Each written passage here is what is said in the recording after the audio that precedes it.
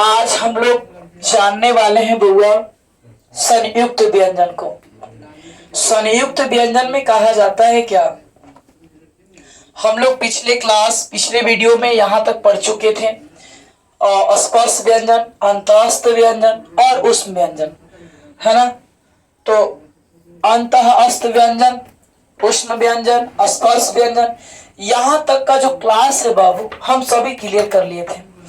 देखिए ये जो चमक रहा है यहाँ पर ना, चमक रहा होगा तो इसको हम लोग संयुक्त लिख लेते हैं।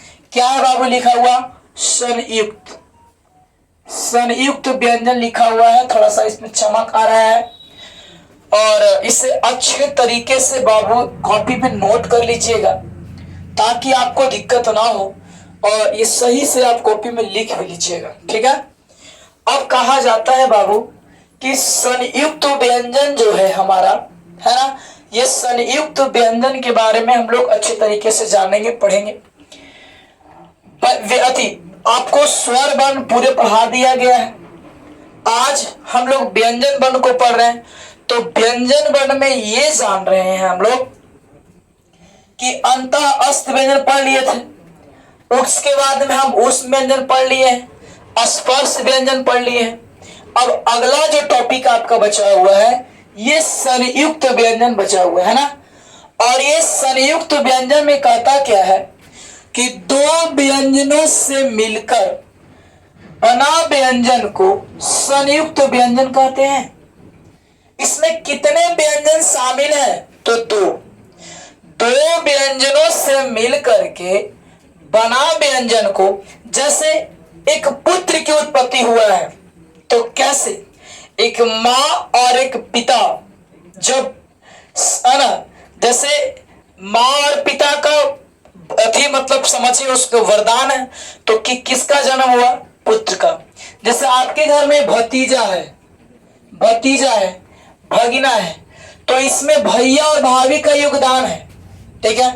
अगर ये दोनों का योगदान नहीं होता तो घर में भतीजा नहीं होता। उसी तरह से कहता है बुआ कि दो व्यंजन से मिलकर, जब दो व्यंजन से मिलकर के, दो व्यंजनों से मिलकर बना व्यंजन को संयुक्त व्यंजन कहते हैं। दो व्यंजन मिलेगा तो एक नया का क्या होगा? निर्माण होगा। तो दो व्यंजनों से मिलकर के बना व्यंजन को क्या कहते हैं बाबू? संयुक्त व्यंजन कहते हैं। क्लियर? और इसकी संख्या जो है कितने होते हैं? तो 4 होते हैं। इसकी संख्या कितनी बाबू? 4 होते हैं। पहला है छ त्र ज्ञ स्र, छ त्र ज्ञ स्र। छ ई वाला कौन छ है? एगो छ ई वाला छ होता है, तो ये छ जगह के छ बोलते हैं। ये अकेले उत्पन्न हुआ है और ये हमारा संयोगी छ बोलते हैं। नामे है कि संयोगी छ, मतलब कि संयोग से मिलके बना है, दूगो के संयोग से बना है, इसीलिए इसका नाम पड़ा कोची बाबू? संयोगी छ। और ये क्या है? त्र।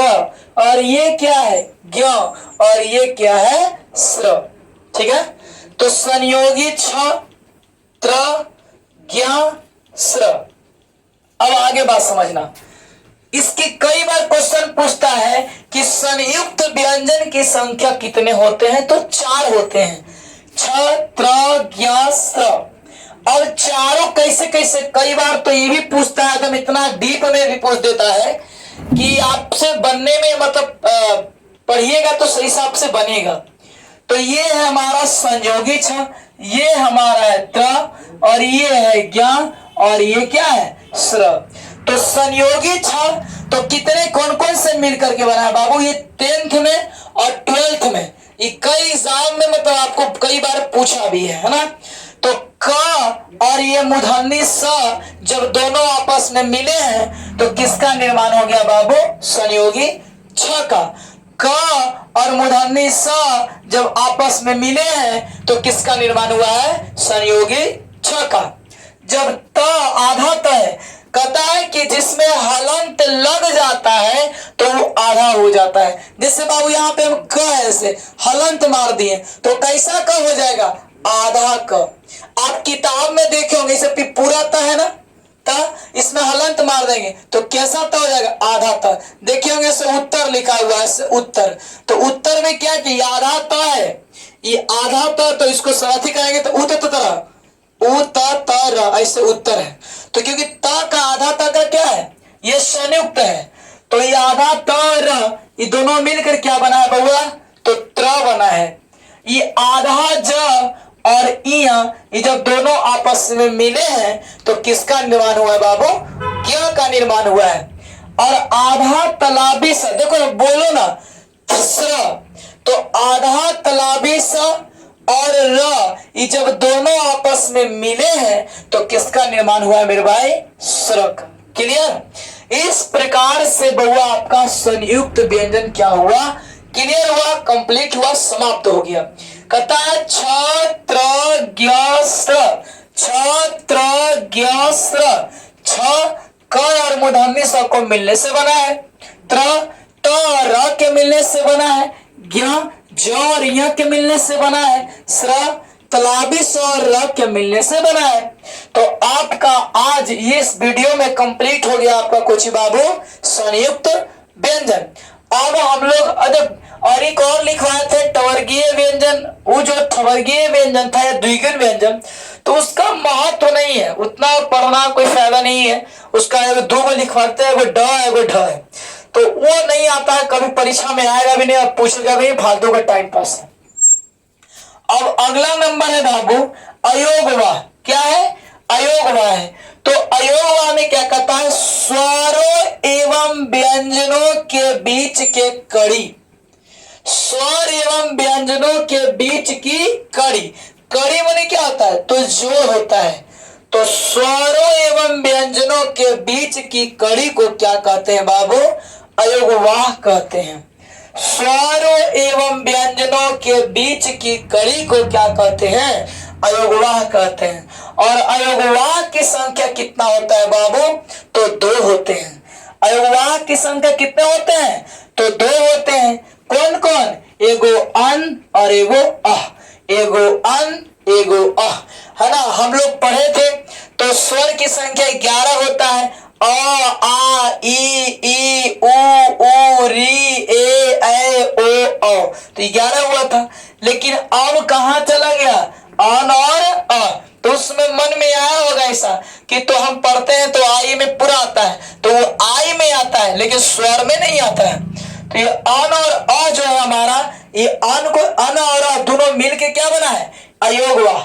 ये दोनों का मिला करके अयोगवाह। जैसे कुछ गांव में ऐसा लेकर देखे होंगे या कहीं भी कि 2 भाई है, तो पापा के तो नाम एक के न रहता है, तो बोलते हैं रे फलन के बेटा, दोनों सुन रहे, तो दोनों के नाम अलग अलग है लेकिन फलन के बेटा तो दोनों ना आएगा वैसे। तो अयोगवाह जो है इसका 2 गो बेटा है, एगो अन और एगो अह। अभी दोनों के अलग अलग नाम है।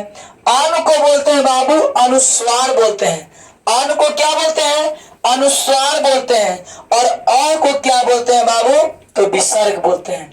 अन को बोलते हैं अनुस्वार, अ को बोलते हैं विसर्ग। इस प्रकार से आपका कंप्लीट हो गया क्या ची बाबू, तो अयोगवाह क्या हो गया, कंप्लीट हो गया। आइए एक बार रिकॉल कर देते हैं, अच्छे तरीके से समझिएगा। संयुक्त व्यंजन, तो 2 व्यंजनों से मिल करके बना व्यंजन को संयुक्त व्यंजन कहते हैं। इसकी संख्या 4 होती है, संयोगी छ त्र ज्ञ स्र, संयोगी छ त्र ज्ञ स्र, यानी कि संयोगी छ तो क और मूर्धन्य स, त्र तो तर से, ज्ञ जौरिया से, स्र तलाबी स्वर र से बना है। अयोगवाह, तो अयोगवाह क्या कहता है, स्वरों एवं व्यंजनों के बीच की कड़ी को क्या कहते हैं, तो अयोगवाह कहते हैं। इसकी संख्या 2 होती है, एक अन और एक अ। अन को अनुस्वार कहते हैं और अ को विसर्ग कहते हैं। ठीक है बाबू, इस तरह से आपका अयोगवाह कंप्लीट हो गया। फिर मिलेंगे हम लोग नेक्स्ट वीडियो में। आज के लिए इतना ही।